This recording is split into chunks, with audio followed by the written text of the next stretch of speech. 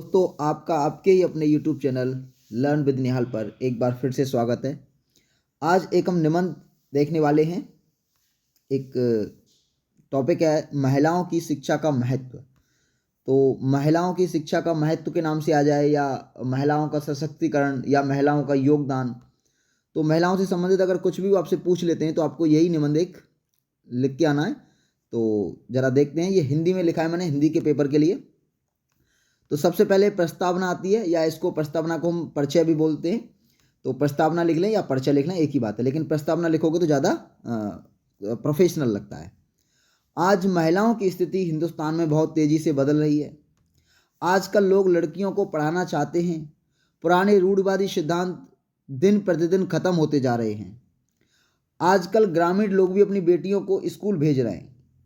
देखो, जो पहले सिद्धांत थे, जो पहले लोगों की मान्यताएं थीं कि लड़कियों को मतलब ज़्यादा नहीं पढ़ाना, बस चिट्ठी पढ़ने लायक पढ़ाना है, या मतलब गांव में कोई स्कूल है तो वहाँ पढ़ा दीजिएगा, क्या ही करेंगे, इनको नौकरी वोकरी नहीं करवानी है। तो ऐसी जो परंपराएं हमारी जो थीं रूढ़वादी, तो वो आज दिन प्रतिदिन बहुत धीरे धीरे नहीं, बहुत तेज़ी के साथ कम होती जा रही हैं। आज तो बहुत तेज़ी के साथ ये कम हो रही हैं।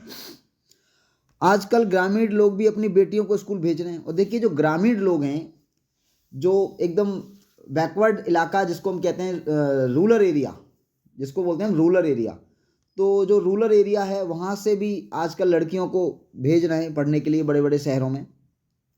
हम 21वीं शताब्दी में जी रहे हैं, इसलिए हमें लड़के और लड़कियों में अंतर नहीं समझना चाहिए। देखिए, आज के दौर में हमें लड़के और लड़कियों में किसी प्रकार का कोई डिस्क्रिमिनेशन यानी कि भेदभाव नहीं करना चाहिए।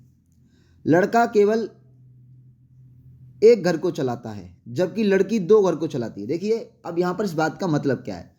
लड़का है अपना रहेगा अपने परिवार के साथ, ठीक है, शादी कर लेगा, अपने परिवार के साथ रहेगा। लेकिन जब बेटी जो होती हैं वो एक अपने माँ बाप के यहाँ रहती हैं, फिर शादी के बाद वहाँ चली जाती हैं, और वहाँ के बाद भी क्या है, वो दोनों ही परिवारों में एक कोऑर्डिनेशन, एक सामंजस्य बना के रखती हैं, दोनों परिवारों को जोड़ के रखती हैं, इधर अपने मायके को भी और इधर अपने जो ससुराल है, तो दोनों के बीच में एक सामंजस्य बना के चलती हैं। तो कह सकते हैं कि लड़की दो परिवारों को चलाती हैं।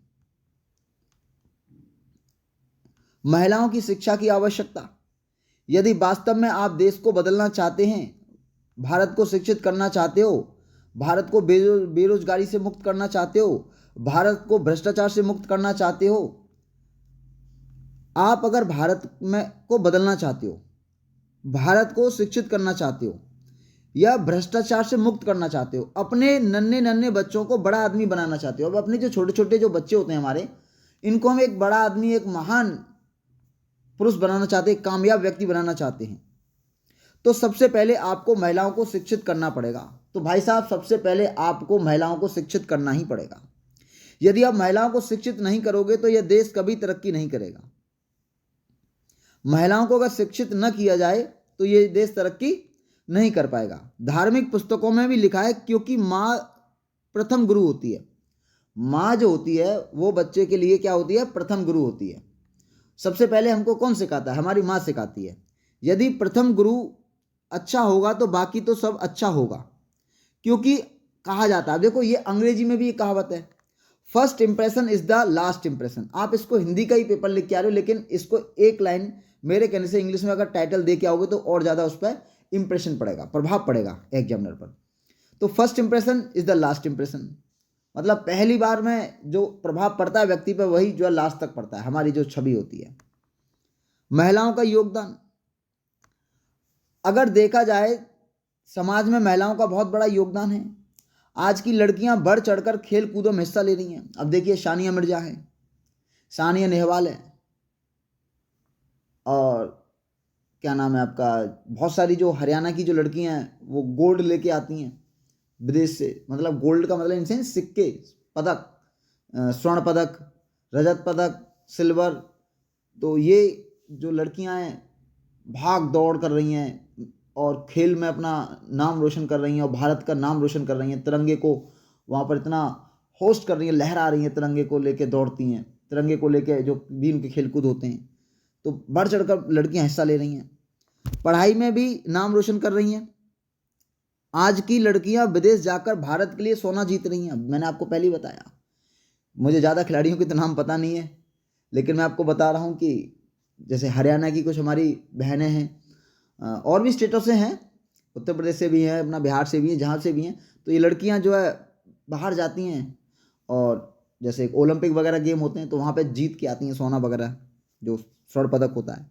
बिना लड़कियों के हम मानव समाज की कल्पना नहीं कर सकते हैं। देखिए, बिना लड़कियों के हम मानव समाज की कल्पना नहीं कर सकते हैं, क्योंकि सबसे जो एक मैं कहूँ सुपरमेसी जो पावर है वो नारी शक्ति है। माँ दुर्गा को ले लो आप, विनाश के रूप में जब आती हैं तो माँ काली बन जाती हैं, और जब उनका षष्ठी आता तो गौरी बन जाती हैं। तो मानव समाज का हम अस्तित्व हमारा ही हमारी महिलाओं से है। इतिहास गवाह है, अब देखिए इतिहास गवाह है, भारतीय महिलाओं ने रसोई से लेकर रणभूमि तक पुरुषों का साथ दिया है। अब इतिहास गवाह है कि महिलाओं ने, देखो आज भी देखते हैं हम, आप जैसे इंस्टाग्राम वगैरह पर रील देखते होंगे तो बहुत सारी जो लड़कियां हैं, एक मैं रील देखता हूँ, बड़ा पाव बेचती हैं वो दीदी, मेनली वो इंदौर से हैं, तो अपने हस्बैंड के साथ मतलब मिलके वो, और अपनी सासू माँ, अपने ससुर वगैरह सब, उन्होंने एक कार्ड बना रखा है, तो बड़ा अपने आप को मतलब उन्होंने सुपर ब्रांड बनाया हुआ है और अच्छा टेस्ट देते हैं, ऐसा मतलब मैंने रील में देखा है, और काफ़ी अच्छी वो मोटिवेटिव बातें करती हैं कि, और अपने परिवार को चला रही हैं। तो अब देखिए महिलाएं, तो झांसी की रानी को ले लीजिएगा आप, अपने बच्चे को कमर से बांध के लड़ती, खूब लड़ी मर्दानी, वो तो झांसी वाली रानी थी। वीरांगना अवंतीबाई को ले लीजिएगा, सरोजनी नायडू हैं, तो बहुत सारी ऐसी ऐसी महिलाएं हैं जो कि, अब देखिए सती सावित्री थी जो कि यमराज से ही भिड़ गई अपने पति के लिए, अपने बच्चे के लिए माँ भिड़ जाती है। तो इस तरह से भारतीय महिलाओं ने रणभूमि से लेकर, रसोई से लेकर रणभूमि तक पुरुषों का साथ दिया। लेकिन कुछ लोग कहते हैं कि नहीं, लड़कियों का काम, महिलाओं का काम तो सिर्फ खाना बनाना है, घर में रहना। भाई ऐसा नहीं है बिल्कुल भी।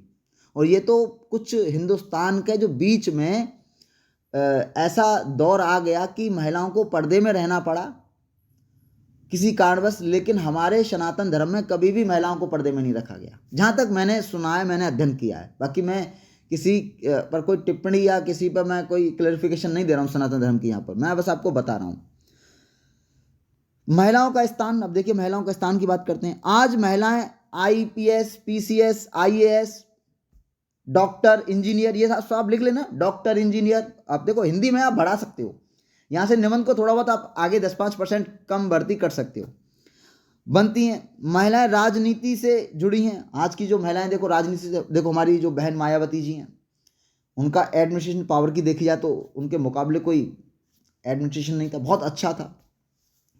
स्मृति ईरानी जी को ले लीजिएगा, स्मृति ईरानी जी हैं, एकदम उन्होंने देखिए अमेठी से चुनाव जीता, ऐसे शख्स के खिलाफ जो कि उसका गढ़ माना जाता था। तो बहुत सारी महिलाएं हैं। और मुझे किरण बेदी हैं, किरण बेदी नाम, भारत की पहली महिला IPS जो ऑफिसर थी, तो वे देश के लिए लड़ रही हैं। और देखिए कुछ हमारी आर्मी वगैरह में भी जो देश के लिए भी लड़ रही हैं महिलाएं। महिलाओं का कर्तव्य, महिलाओं को अपनी पढ़ाई लिखाई का सदुपयोग करना चाहिए, न कि दुरुपयोग। देखिए सबसे पहले मैं आपको बता दूं, आपको जहां गौरी बनने की जरूरत है, माँ गौरा पार्वती बनने की जरूरत है, वहां गौरा पार्वती बनने की, जहां दुर्गा प्रचंड रूप धारण करने की जरूरत है, वहां प्रचंड रूप धारण कर लीजिएगा। आप अपनी जो पढ़ाई लिखाई, आपके माँ बाप ने जो आपको पढ़ाया लिखाया है, जिसने भी आपको पढ़ाया लिखाया, उसका सदुपयोग करो अपने जीवन में। आर्थिकता लाइए, सॉरी सार्थकता लाइए अपने जीवन में, सार्थकता। उसकी क्या सार्थकता हम कर सकते हैं? पढ़ी लिखी महिलाओं को, अनपढ़ महिलाओं को पढ़ाने का प्रयास करना चाहिए। और देखिए जो महिलाएं अनएजुकेटेड हैं उनको पढ़ाना चाहिए, उनको समझाना चाहिए, जैसे घर में बैठे हैं या कहीं, तो उनको समझाना चाहिए, पढ़ाना चाहिए।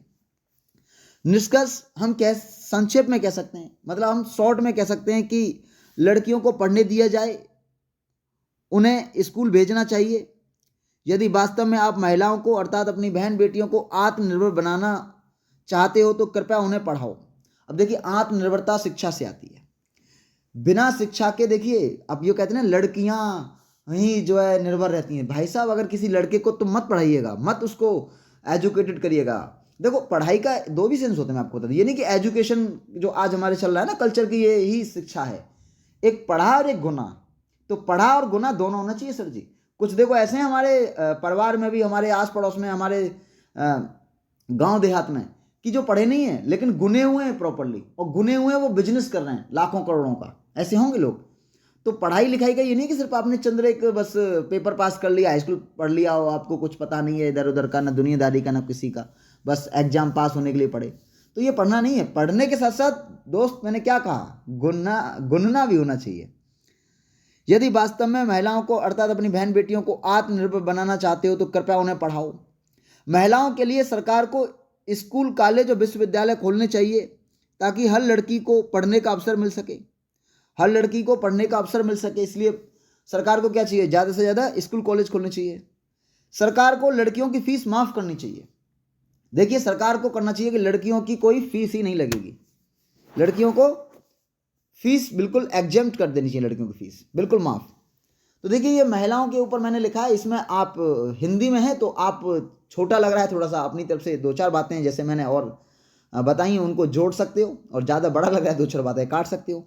तो हिंदी में मैंने जो है एक जो निबंध लिखा है, और ये मैं सीरीज एक लेके आ रहा हूँ, तो आपको मिलती रहेंगी। अगर आपको किसी पर्टिकुलर टॉपिक पर कोई निबंध एप्लीकेशन चाहिए तो आप कमेंट के माध्यम से मुझे बताइए, तो मैं बनाऊंगा। और देखो वीडियो दोस्त अगर अच्छी लगा करे तो देखो प्लीज़ लाइक कर दिया करो, इससे थोड़ा सा मोटिवेशन हमको मिलेगा।